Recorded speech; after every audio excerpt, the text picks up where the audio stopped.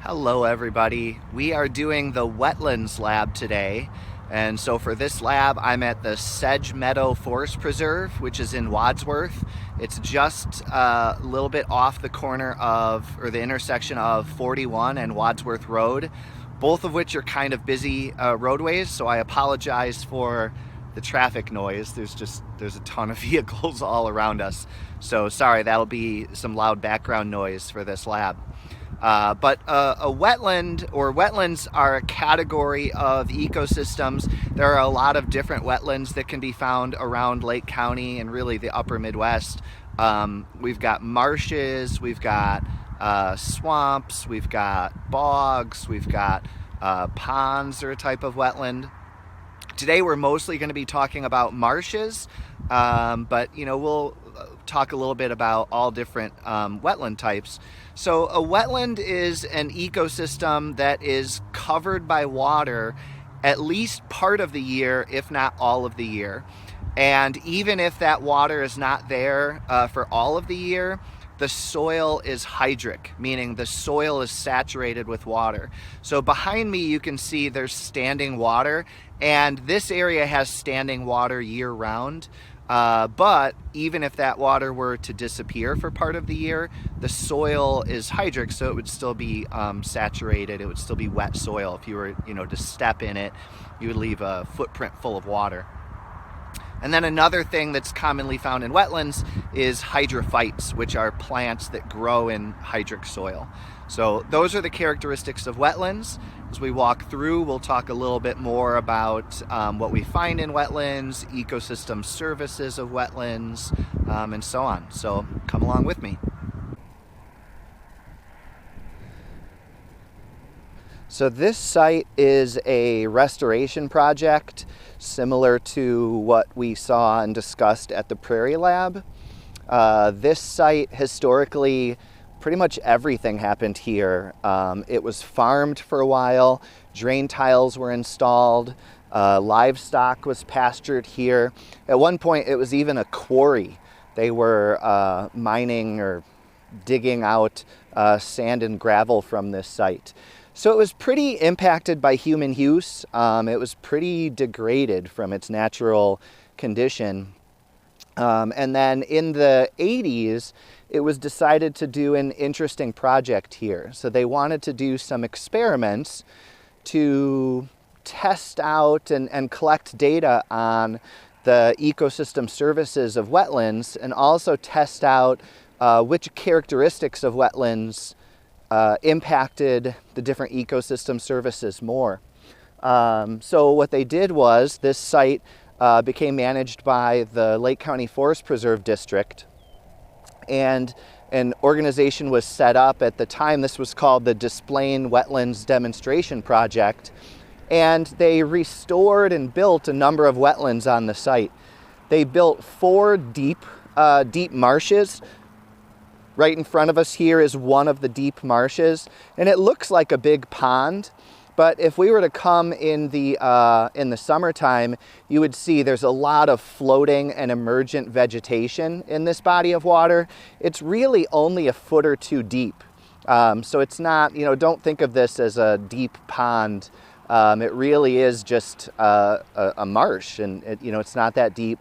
A lot of vegetation growing in there. There were another 3 of these deep marshes built a little bit off to the south over there. And then they also built a number of shallow marshes, and I'll show you those when we get closer to them.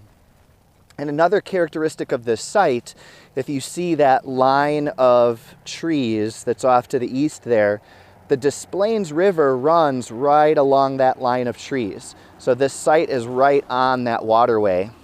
Oh, I don't know if you can see it. Oh, there they go. There's 2 killdeer right there.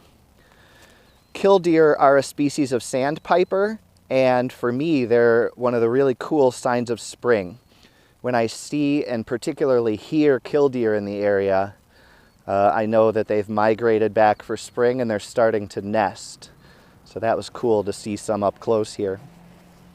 So in the 80s, they built these 4 deep marshes and then a number of shallow marshes, and they pumped water from the Des Plaines River into the marshes. And so there were a number of things that they were testing in their experiments. Obviously, they were testing the effect of depth, the deep versus shallow. They had different sizes and shapes of the marshes. They pumped the water through the marshes at different rates. And then they also put different plant species in each of the marshes. And then they measured a number of different characteristics, water quality, and also species diversity, to see how those variables that they were testing impacted diversity and water quality.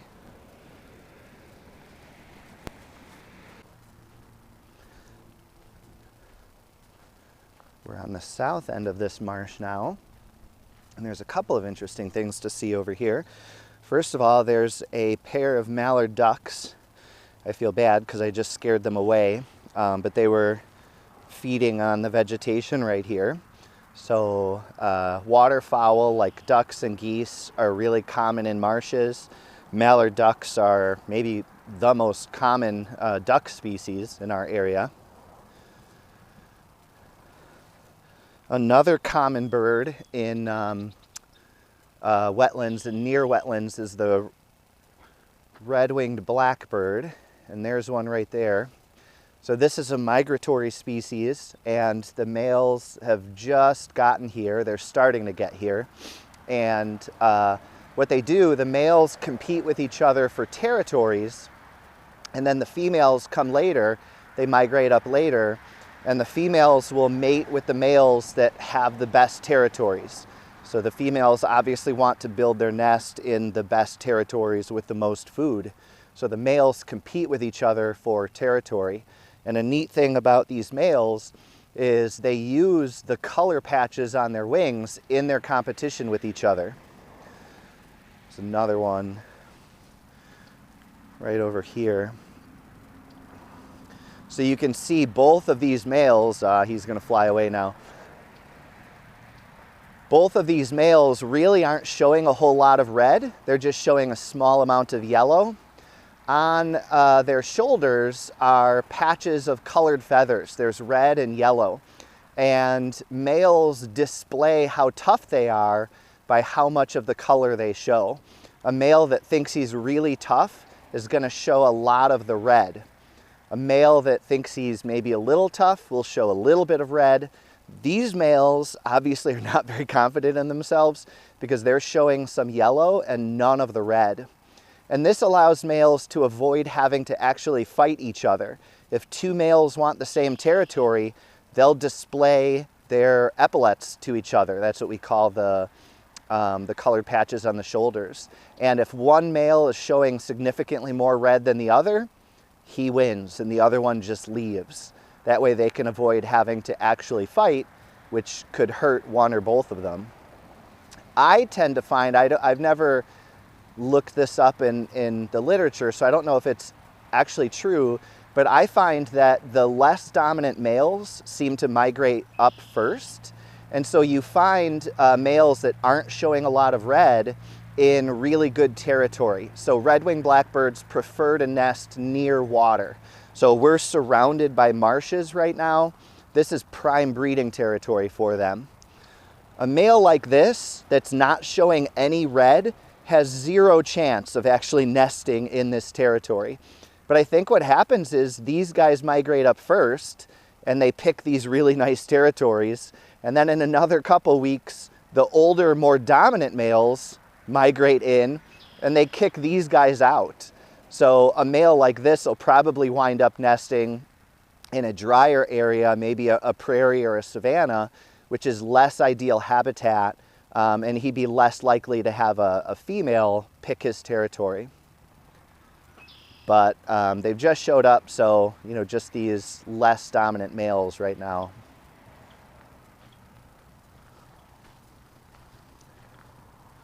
So another interesting thing to see here is this valve.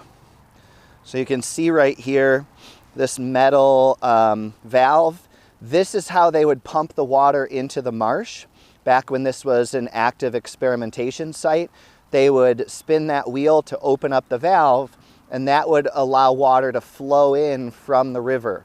and then the water would flow through the marsh. And depending upon how wide they open the valve, it would either flow fast or it would flow slow.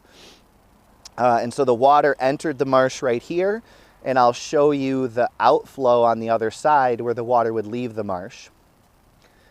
I just saw a tree swallow fly over the water, so they're kind of small and fast. I don't know how well they'll show up on video, but keep an eye out. If you see small white, and they might look blackish, but they're actually, their top half is either blue or green, depending upon how the sun hits them.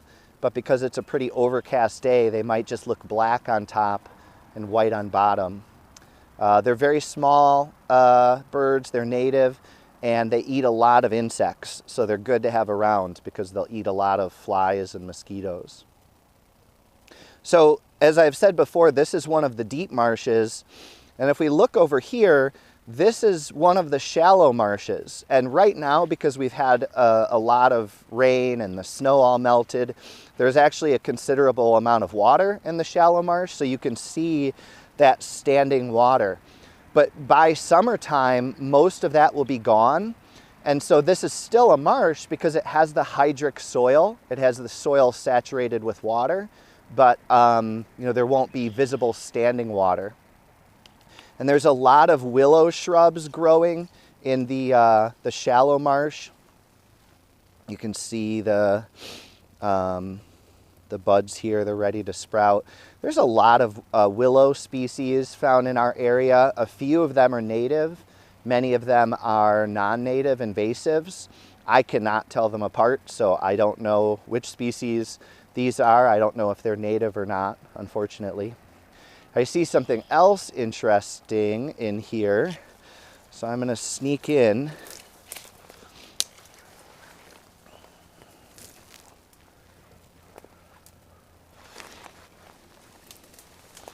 So, take a look at this.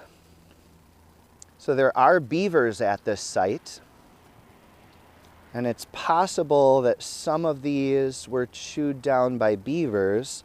This one almost looks like maybe it was chewed by a beaver, but some of these other ones maybe look more like they were cut. So I don't know if this is a non-native species that the Forest Preserve didn't want in here, and so they came in and they chopped it down. Or if this was beavers coming in. Like I said, this one really looks more like it was chewed by a beaver. So maybe beavers were harvesting these to build their lodge or their dam. I'll show you some more signs of beavers later on.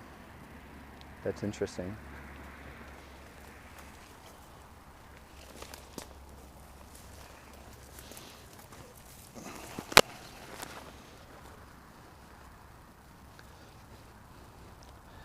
So as we walk around here, you might say, well, this kind of looks like what we saw at the prairie, right? We have a lot of herbaceous plants. There's a lot of grasses growing here. And in fact, a lot of the same species that we would find at the prairie are found here. This is Indian grass right here in the back. There's switchgrass, so two species that we saw at the prairie. And something else that happens here that we talked about at the prairie, these are all cattails here, but look, we can see there was a controlled burn that was done here. So the type of wetland that we're looking at in this lab is a marsh, and a marsh is really a wetland grassland crossover. So a marsh, you could almost think of it as a wet prairie, and a lot of the species that we saw at the prairie will survive in a marsh as well. There's obviously some additional species that are found here that you wouldn't find in the prairie. So I was just talking about the cattails here. This is actually a non-native species in our area, and it's a bad invasive. This is purple loosestrife, and in the summer, these flowers here are really pretty purple flowers, which is why it came here. People brought it as a horticultural plant. They thought that it looked pretty, but unfortunately it does really well in our climate and our soils, and it prefers hydric soils. So it's very common to find in wetlands or anywhere that the soil remains wet throughout the year. For instance, a lot of roadside ditches in Lake County have a ton of that growing in them because the soil stays wet, and because it's down in a ditch and it's wet, people tend to not mow it, and so that's able to grow and survive.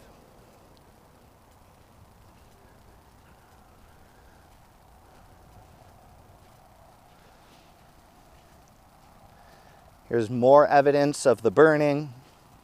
So just like we would do a controlled burn in a prairie, we do controlled burns in marshes.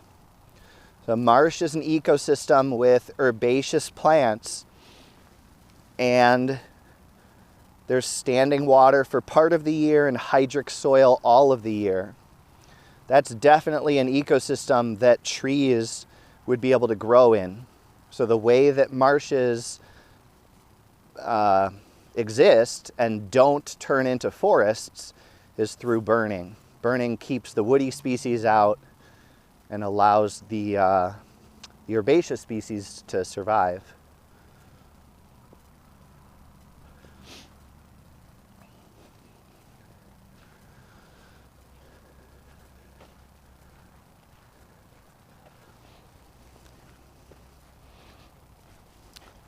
So we're getting a little bit closer. We can get a better look at this structure now.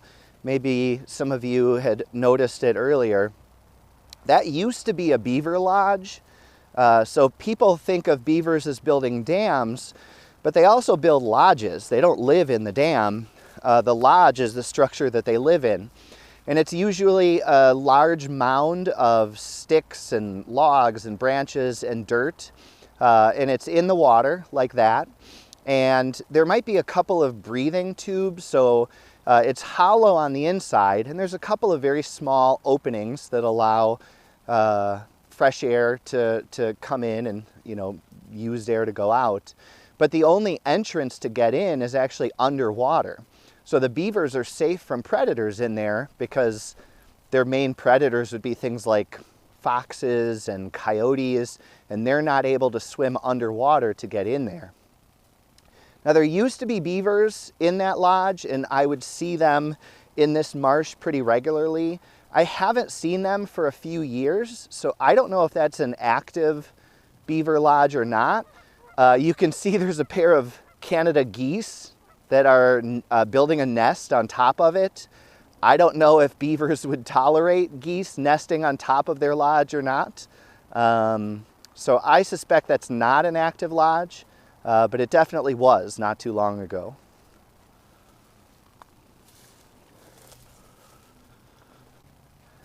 So some of the ecosystem services provided by wetlands are, they provide a place for species to live, and a lot of species actually reproduce in wetlands. Wetlands have a high primary productivity, which means there's a lot of energy coming into wetlands, so a lot of food available. And so a lot of species take advantage of that, and they reproduce in the wetlands. So high species diversity. In terms of ecosystem services that very directly benefit humans, wetlands help to reduce flooding. So remember, the Des Plaines River runs right along that tree line there. And historically, most waterways, or most rivers, had a lot of wetlands along their shores. And in the spring, when the rivers would flood, the flood water would come out of the river up into the wetland, and then the wetland would hold on to that water, so it reduced the flooding in the river. And then throughout the summer, that water would trickle back into the wetland, it would trickle out of the wetland back into the river, so that the river maintained its flow rate, even in the summer when it may have been dry out. So that's a big ecosystem service provided by the wetlands.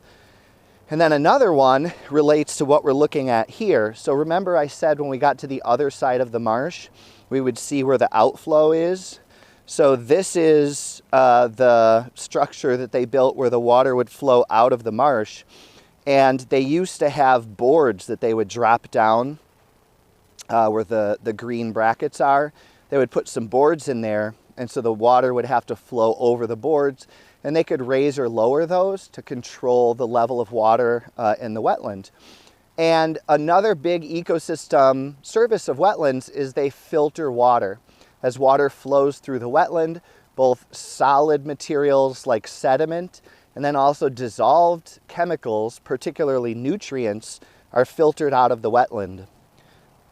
So if you remember way back on the other side, I showed you the valve where they allowed water to flow into the wetland.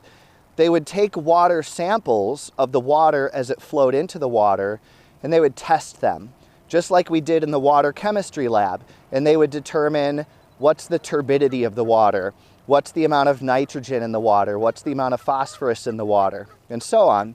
The water would slowly flow through the marsh, and then they would take water samples again right here where the water was flowing out of the marsh, and they would compare the water quality to the water after it had flowed through to the water right when it entered the marsh.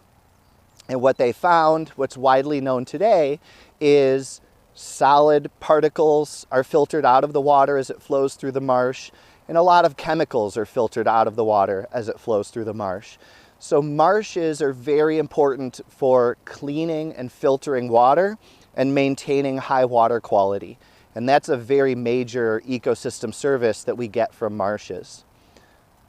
I was worried for a second that that goose might be coming over here to chase us off and try to defend its territory, but it's not. Geese can get very, very aggressive when they're defending their nest. Some of you might already know that.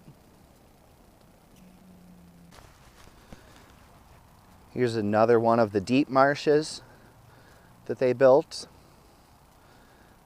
There's another goose nest right there. So what the geese do, kind of similar to how the beavers build the lodges, geese build these nests that are out in the water, but they pile up vegetation and mud and whatever else they can gather so that their nest sticks up out of the water so that their eggs stay dry. And they're protected from predators because a lot of the predators that might want to go and eat the eggs of the geese don't want to have to swim across the water to get there. So they're safer with their nest out there than they would be if it were on shore. There's a bunch of ducks out there. Unfortunately, I did not bring my binoculars, so I cannot tell you what species those are. But this is spring when a lot of different duck species are migrating through. This is a great time of year if you're a bird watcher and interested in seeing a variety of species. This is a good time of year to do it. So the experimentation that they were doing at this site ended a number of years ago. A bunch of papers were published and they included all of the data. So there's really good data that was collected here showing specifically how marshes improve water quality. They filter a number of materials out. The way that biodiversity is affected.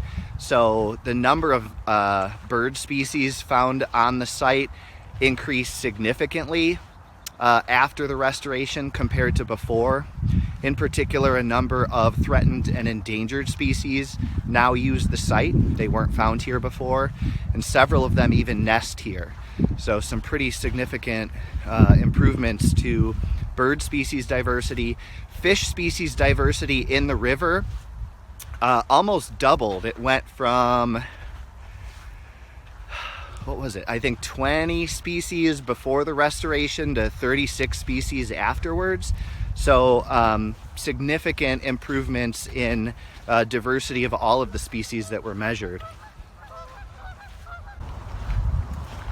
So nowadays the experiments have stopped, but the site is still active. The site is now a wetland mitigation bank, and mitigation banks are related to one, the ecosystem services that wetlands provide and our recognition now of those ecosystem services, and then also some laws. So you can read in the lab manual, there's a whole series of laws it talks about that are related to water quality and wetlands. But probably the most significant is the Clean Water Act that was passed in the early 70s. And a big characteristic of the the Clean Water Act is that it protected wetlands. The main thing the Clean Water Act was supposed to do is improve water quality, because in the late 60s, water quality in the US was terrible. Basically, 2 out of every 3 lakes and rivers and ponds in the US was so polluted that if you swam in them or you ate fish that you caught out of them, you would get sick, which is pretty ridiculous to even imagine. So this was widely recognized as a problem, and the federal government passed the Clean Water Act. And so the goal of the Clean Water Act was to improve water quality, and there were 3 things that it did to accomplish that. One, it provided grant money to communities to build wastewater treatment plants. Believe it or not, at that time, most wastewater just got dumped into the nearest river or lake untreated. So a lot of money was provided so that communities could build treatment plants. Second, it authorized the EPA to limit dumping of pollutants into water, something that was not really regulated before that, or not regulated very strongly. And then the third thing that it did is it protected wetlands, because we recognized that wetlands played a significant role in improving water quality and maintaining high water quality. So the Clean Water Act protected wetlands, and then there were a number of other laws that were passed, court cases, Supreme Court decisions that kind of changed the interpretation of it over time. And so a couple of things happened. You can see behind me is one of the beaver dams that they built. So right there, they built a dam across. Beavers build dams so that water pools behind the dam. And then you have a higher level of standing water instead of lower flowing water. And the species that they like to eat, the plants that they like to eat, grow in that deeper stagnant water. That's why they build those dams. So a couple of things that happened to affect the way that wetlands were protected according to the Clean Water Act. One is it was determined that only only wetlands connected to navigable bodies of water would be protected. So, these wetlands here would be protected because they're connected to the Des Plaines River, but bodies of water that are just out in, an area not connected to rivers or lakes would not actually be protected. And then the other thing that the Clean Water Act was the way that it was interpreted is that instead of it saying that wetlands couldn't be destroyed, it said that there couldn't be a net loss of wetlands.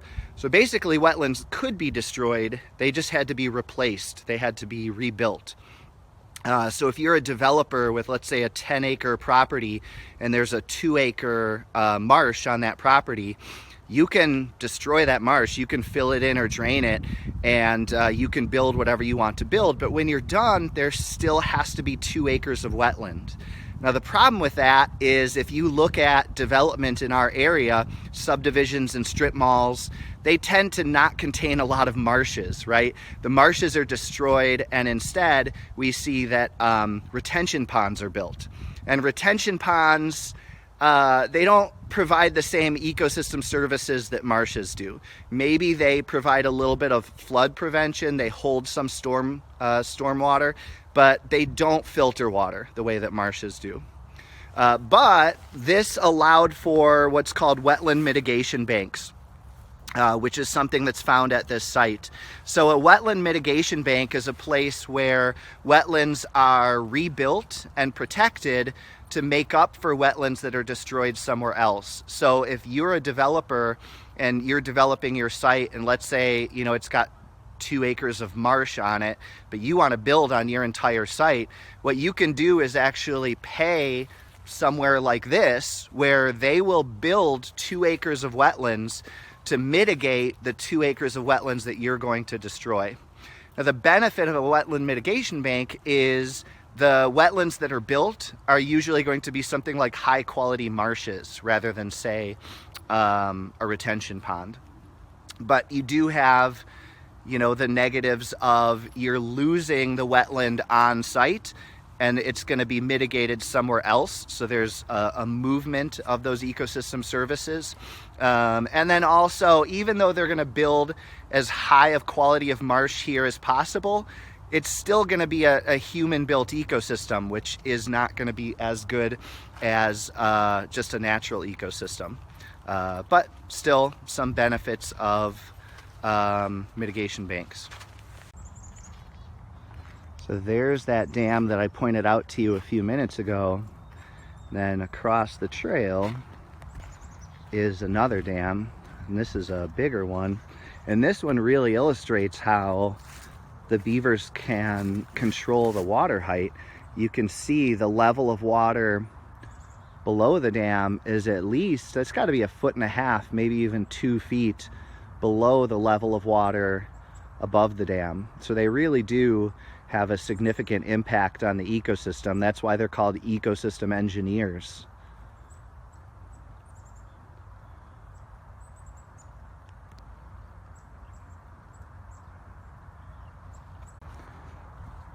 While I was standing here talking, I just noticed what I was standing next to.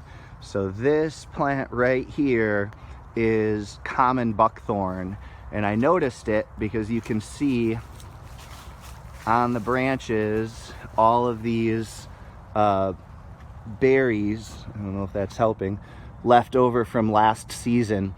So this is one of the most problematic invasive non-native plant species in our area, and the way that it spreads so fast is because these berries are full of seeds, and the birds eat these berries and then they fly off, and the seeds pass unharmed through their digestive system and they get spread all over the place. So this is a big problem for the forest preserves and other native areas in northeastern Illinois, and it's out competing a lot of natives.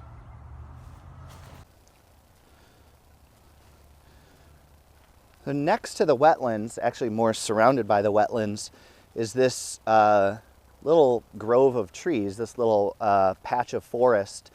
And there's some interesting trees here that I want to point out to you because they're some of the most common trees in our area, but we won't actually see them at the forest lab. We're actually going to go to kind of a unique forest for the forest lab. So there's a number of oak trees here, and some of these are white oaks, which we'll see and talk about when we do the Savannah lab, but some of these are red oaks. And red oaks are some of the more common tree species in forests in our area.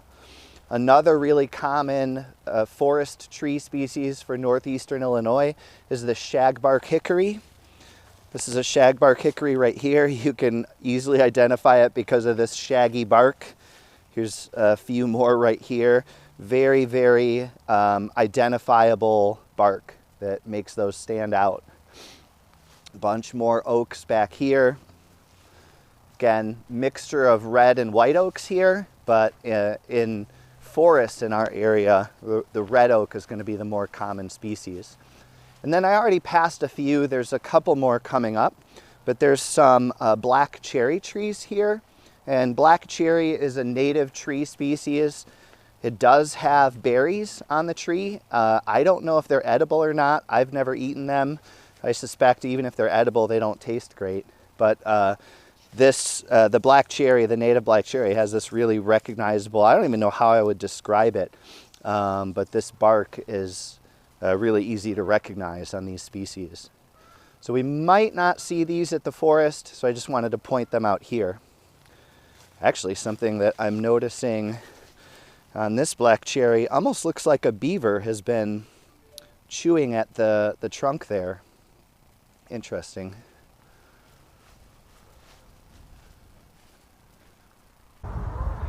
Here's another one of the spots with an outflow for the deep marsh. You can see the deep marsh in the background there, and then the gate right here, and this is where the water would flow out, flow under the trail, and then back into the river. So I think we've seen everything we need to see for the wetlands lab. Just a couple of review points. Wetlands are ecosystems where there's standing water for at least part of the year, and then hydric soil for all of the year. So some examples of wetlands are marshes, like we've walked through today. Swamps. A swamp would be a wetland where there are a lot of trees. Bogs.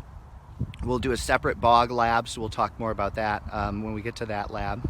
And then some important ecosystem services provided by wetlands. Wetlands, especially marshes, have high biodiversity, so they provide habitat and food for a large number of species.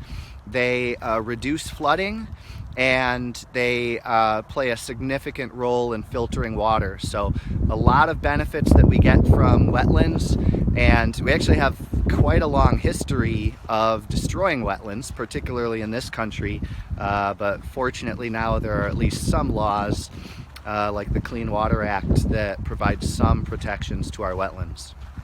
So I hope you enjoyed that, and I will maybe see you for the next lab.